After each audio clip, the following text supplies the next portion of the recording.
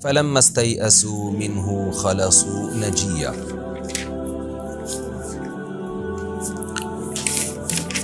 قرآن کہتا ہے کہ جب یوسف علیہ السلام کے بھائی مایوس ہو گئے، پچھلے رکوع میں تھا کہ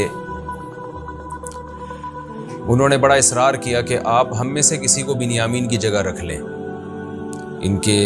سامان میں سے پیالہ نکلا ہے، ان پہ چوری کا الزام ثابت ہوا ہے، لیکن ان کا ایک بوڑھا والد ہے جو بہت پریشان ہو جائے گا، بیٹے کی جدائی کا غم برداشت نہیں ہوگا، تو آپ اس الزام میں ان کے بجائے ہم میں سے کسی ایک کو رکھ لیں۔ لیکن یوسف علیہ السلام نے فرمایا کہ اللہ کی پناہ، ایسا کیسے ہو سکتا ہے کہ الزام کسی اور پر ثابت ہوا ہو اور ہم رکھ کسی اور کو لیں۔ قرآن کہتا ہے فلما استیئسوا منہ، جب وہ مایوس ہو گئے، یعنی بہت زور لگایا ہوگا انہوں نے یوسف علیہ السلام سے، ہر طرح سے لجاجت کی ہوگی، جب مایوس ہو گئے خلصوا نجیا، تو تنہائی میں اکٹھے ہوئے اور آپس میں سرگوشیاں کرنے لگے۔ جیسے کہ ایسے موقع پہ ہوتا ہے جب انسان پریشانی میں آتا ہے تو سب مل کے کنارے پہ چلے جاتے ہیں اور بیٹھ کے سرگوشیاں کرتے ہیں، بھائی اب کیا کرنا ہے، کس مصیبت میں پڑ گئے ہم لوگ۔ قال کبیرہم، جو ان بھائیوں میں بڑا تھا، اس نے کہا الم تعلموا ان اباکم قد اخذ علیکم موثقا من اللہ، کہتے ہیں کہ مشورہ ان کا یہی ہوا کہ ہم سب واپس جاتے ہیں، اب کیا کر سکتے ہیں بھائی، یہ تو نہیں ہو سکتا نا کہ ہم سب یہیں رہ جائیں، ابا کو تو پھر اس سے اور بھی زیادہ غم ہوگا، اور پھر ہم کیسے معاشرے میں سروائیو کر پائیں گے۔ لیکن بڑے بھائی نے کہا کہ کیا تمہیں پتہ نہیں ہے کہ ابا تم نے، ہمارے باپ نے کتنا مضبوط ایگریمنٹ ہم سے لیا تھا،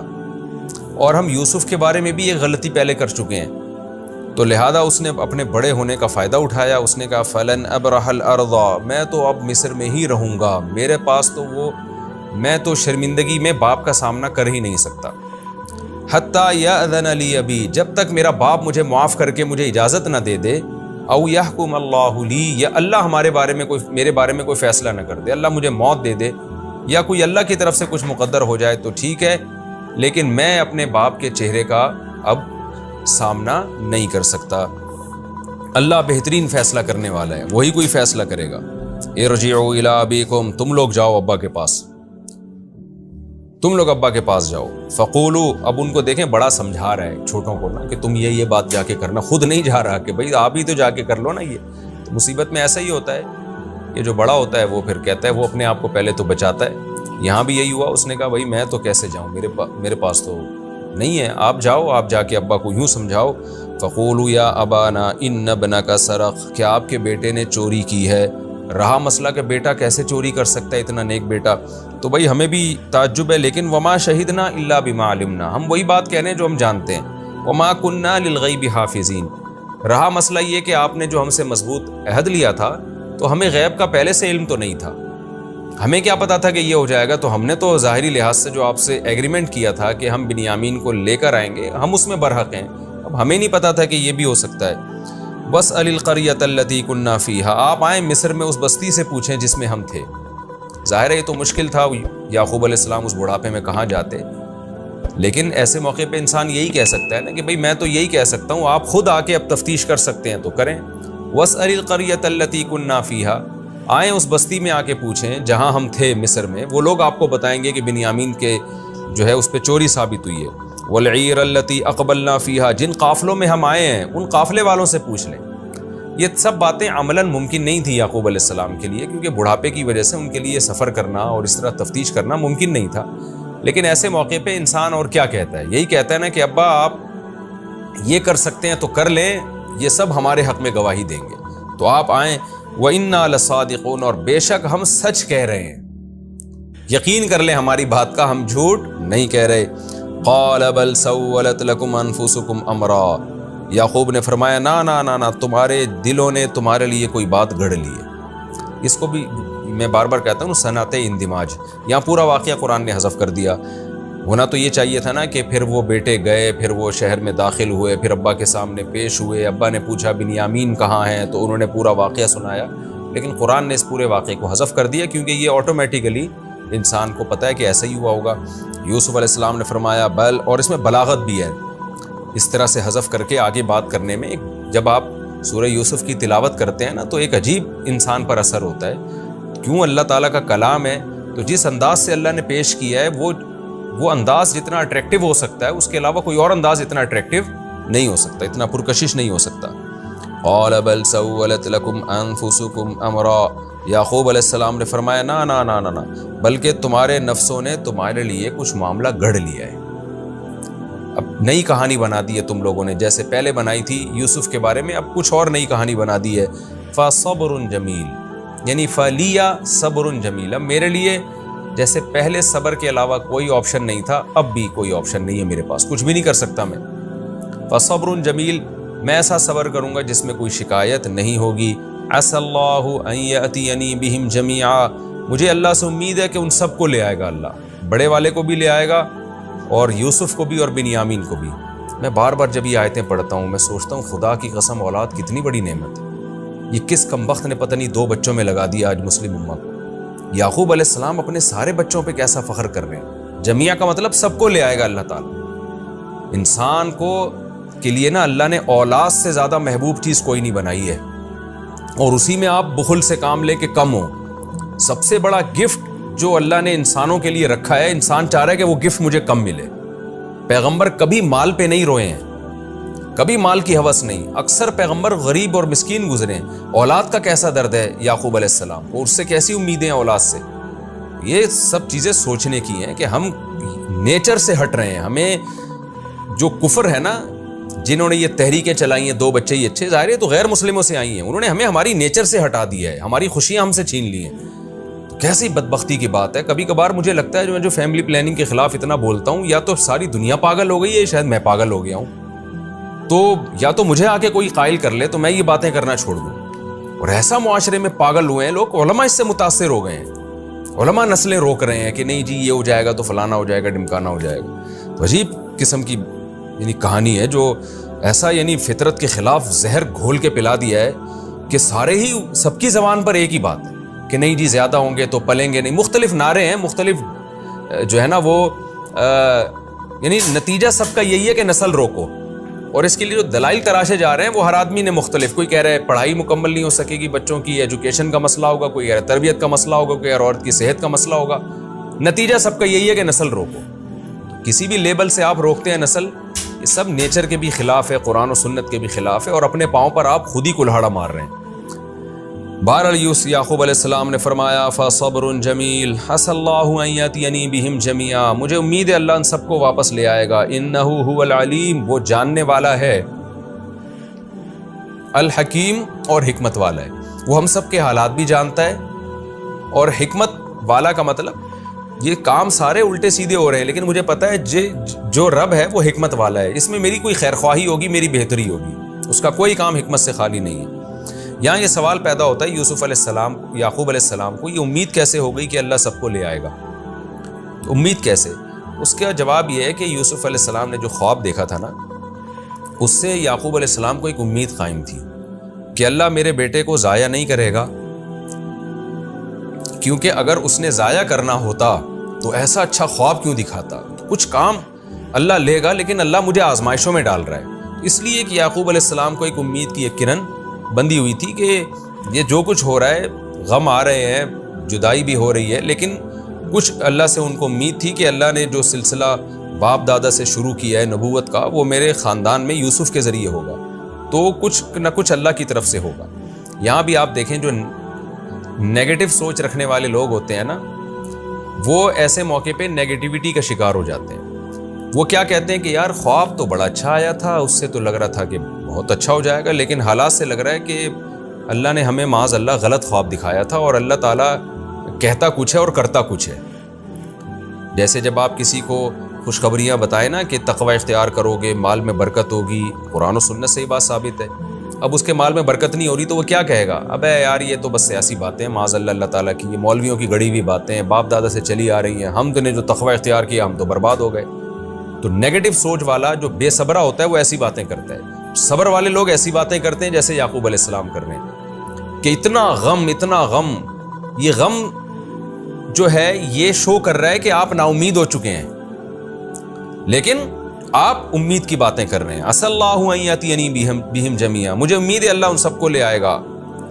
کیونکہ وہ جانتا بھی ہے ہمارے حالات کو، اور حکمت والا بھی، اس کی حکمت کا تقاضا ہے جو کچھ ہو رہا ہے۔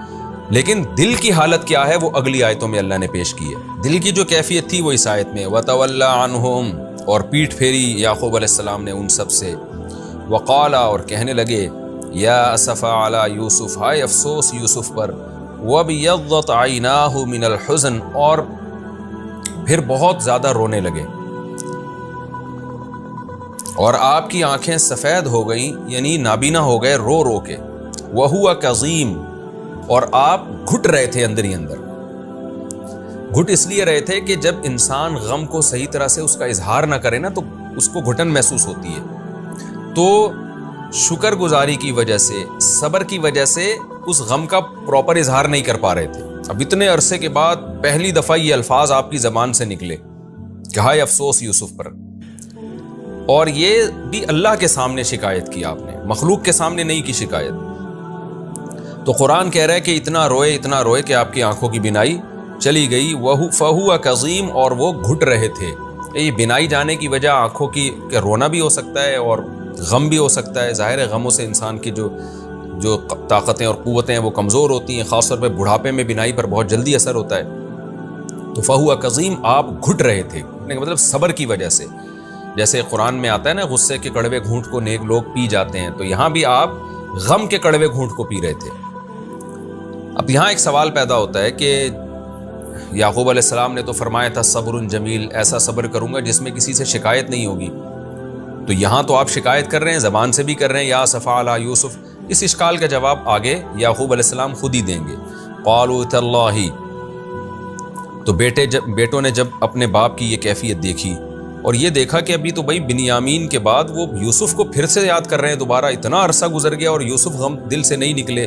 قالوا تاللہ، کہنے لگے اللہ کی قسم، تفتأ تذکر یوسف، آپ تو یوسف کو مسلسل یاد کرتے رہو گے. حتیٰ تکون حرضا، یہاں تک کہ آپ شدید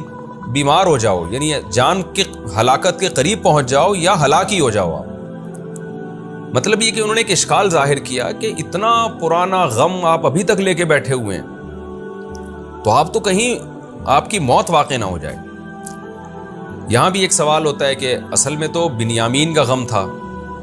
تو یوسف علیہ السلام کو ایسے موقع پہ یاد کیوں کیا؟ تو یہ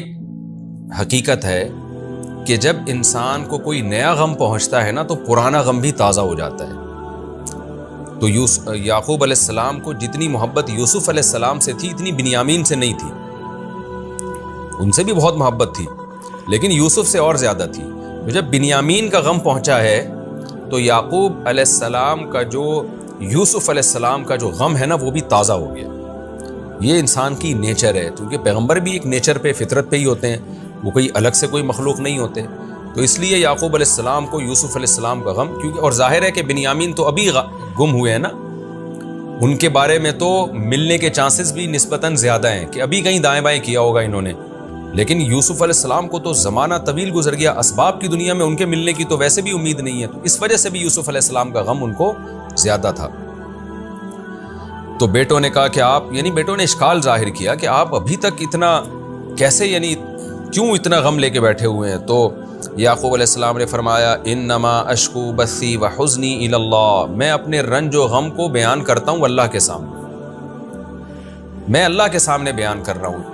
تم مجھ پہ اعتراض اس وقت کرو جب میں تمہارے سامنے پیش کر رہا ہوں، تمہارے سامنے تو میں صبر جمیل کہہ رہا ہوں، یہ تو اللہ کے سامنے غم پیش کر رہا ہوں. تو اس میں اس اشکال کا جواب بھی ہو گیا کہ دیکھیں غم میں اللہ سے شکایت کرنا یہ صبر کے منافی نہیں ہے، بلکہ یہ تو عین ایمان کا تقاضا ہے کہ آپ اپنے غموں کو اور آپ اپنی پریشانیوں کو اللہ کے سامنے رکھیں، لیکن طنز کی نیت سے نہیں بلکہ فقیر بن کے. جیسے بھیکاری اپنا غم کسی کے مالدار کے سامنے رکھتا ہے نا، اپنی پریشانیاں، تاکہ اس کو بھیک میں حصہ ملے، تاکہ اس کو وہاں سے بھیک ملے. تو اللہ بھی یہ چاہتے ہیں انتم الفقراء الی اللہ، اے لوگو تم میرے در کے فقیر ہو. تو اپنے غم اللہ کے ساتھ ضرور شیئر کرنے چاہیے، اور تاکہ اللہ کو آپ کے اوپر رحم آئے. اپنی صورت بھی بنانی چاہیے، جیسے آپ بہت قسم پرسی میں ہیں، بھیک بھی مانگنی چاہیے اللہ تعالیٰ سے. تو وہ اللہ سے وہ شکایت جو تنزیہ قسم کی شکایت ہوتی ہے، جس میں اللہ پہ اعتراضات ہوتے ہیں، وہ والی شکایت صبر کے منافی ہے. تو ویسے اگر آپ شکایت کرتے ہیں اللہ تعالیٰ سے، اس شکایت میں اپنی قسم پرسی بیان کرنا ہو، اپنی محتاجی بیان کرنا ہو، تو یہ تو عبادت ہے، یہ تو دعا کا حصہ ہے، یہ تو مطلوب شرعی ہے۔ تو اس لیے یعقوب علیہ السلام نے فرمایا انما اشکو بثی وحزنی الی اللہ، میں اپنے غم اور حزن کو اللہ کے سامنے بیان کرتا ہوں، وَأَعْلَمُ مِنَ اللَّهِ مَا لَا تَعْلَمُونَ، اور اللہ کے بارے میں وہ کچھ جانتا ہوں جو تم نہیں جانتے۔ وہ کیا باتیں ہیں وہ یعقوب علیہ السلام ہی جانتے ہوں گے، ان کو کچھ وحی ہوتی ہوگی یا کوئی اشارات ملتے ہوں گے کہ بھئی یعقوب اور یہ جو یوسف اور آپ کے بیٹے آپ سے مل جائیں گے، یا ان کو وہ جو خواب تھا وہ بات بھی جانتے تھے کہ میرے بیٹے کو خواب آیا، اس خواب کی وجہ سے مجھے امید ہے کہ کہیں نہ کہیں کچھ اس میں خیر کا پہلو چھپا ہوا ہے۔ یا بنی یذہبوا، اے میرے بیٹو جاؤ، فتحسسوا من یوسف و اخیہ، اور یوسف اور اس کے بھائی کو تلاش کرو، دنیا میں پھرو، تلاش کرو یوسف اور اس کے بھائی کو، ولا تیأسوا من روح اللہ، اور اللہ کی رحمت سے مایوس مت ہو۔ اسباب کی دنیا میں تو امید نہیں ہے، لیکن اللہ کی بہت بڑی رحمت ہے، اس کی ہمارے خاندان پہ رحمت ہے۔ پھر وہ جانتے تھے خواب بھی آیا ہے، اس سے بھی یعقوب علیہ السلام کو امیدیں تھی، لہذا بیٹوں سے کہا کہ جاؤ تلاش کرو، انہ لا ییأس من روح اللہ، بے شک اللہ کی رحمت سے مایوس نہیں ہوتے، الا القوم الکافرون، مگر کافر لوگ۔ یہاں خوب سمجھ لیں کہ اگر اسباب کی دنیا میں آپ کسی چیز سے نا امید ہو جائیں کہ اب یہ ممکن نہیں ہے، تو ایسی نا امیدی کو کفر نہیں کہتے۔ مثال کے طور پر آپ کا کوئی پیشنٹ ہے، کوئی ریلیٹیو ہے، اس کو کینسر ہو گیا، اور ڈاکٹروں نے کہا کہ بھئی یہ 2 سے 3 مہینے میں اس کی لازمی موت واقع ہوگی، آپ نے ہر جگہ سے چیک اپ کرا لیا اور بالکل آپ کو یقین ہو گیا کہ اب اس کی موت واقع ہو جائے گی۔ ایسی صورت میں آپ نا امید ہو جاتے ہیں اور آپ فیصلہ کر لیتے ہیں بھائی اب تو بچنے کا امکان نہیں ہے، تو یہ نا امیدی کفر نہیں ہے۔ وجہ اس کی ہے کہ اللہ نے اس دنیا کو اسباب کے ساتھ جوڑ دیا ہے، لہذا جب سارے ڈاکٹر کہہ رہے ہیں کہ یہ بیماری بڑھ رہی ہے اور یہ اس میں 100% موت کا چانس ہے، تو یہ نا امیدی کفر نہیں ہے۔ وجہ اس کی یہ ہے کہ یہ تو اسباب سے پتہ چل رہا ہے بھائی اس کی موت ہے۔ یہاں نا امیدی کا مطلب وہ نا امیدی کفر ہے جس نا امیدی میں آپ اللہ کے بارے میں یہ سوچنا شروع کر دیں کہ اللہ نے یہ ہمارے ساتھ اس لیے کیا ہے تاکہ اللہ ہمیں نقصان پہنچائے، یہ کفر ہے۔ مثال کے طور پر آپ کو خدا نخواستہ کینسر ہو گیا، ڈاکٹروں نے جواب دے دیا، اب آپ کو یقین ہے کہ میں مر جاؤں گا۔ ایسے موقع پہ آپ نا امیدی کا ایک مطلب تو یہ کہ آپ کو یقین ہے کہ میں مروں گا، تو یہ نا امیدی تو کفر نہیں ہے، اور یہ اس کو نا امیدی کہیں گے بھی نہیں۔ نا امیدی کا یہاں جو وہ والی نا امیدی جو کفر ہے، اس کا مطلب یہ ہوگا کہ آپ یہ سمجھنا شروع کر دو کہ اب اللہ میرے ساتھ معاذ اللہ غلط کر رہا ہے اور مجھے نقصان پہنچا رہا ہے، یہ جائز نہیں ہے، بلکہ آپ یہاں یہ سوچو گے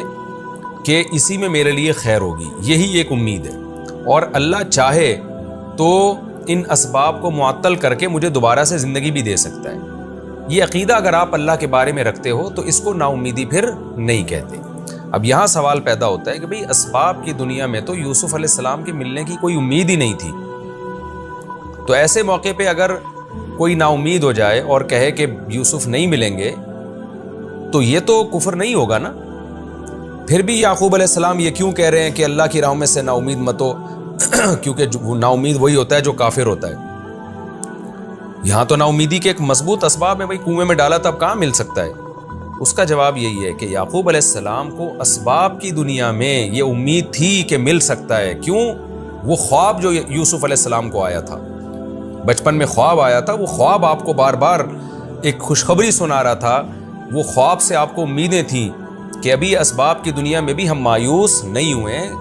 کہیں نہ کیوں، اور قتل کا یقین بھی نہیں تھا نا یعقوب علیہ السلام کو۔ اگر قتل کا یقین ہوتا پھر تو نہیں کہتے کہ تلاش کرو، پھر تو ظاہر ہے اب تو واپسی کا کوئی چانس نہیں ہے، کیونکہ اللہ کی عادت نہیں ہے کسی کو موت کے بعد دوبارہ زندگی دے اسی دنیا میں۔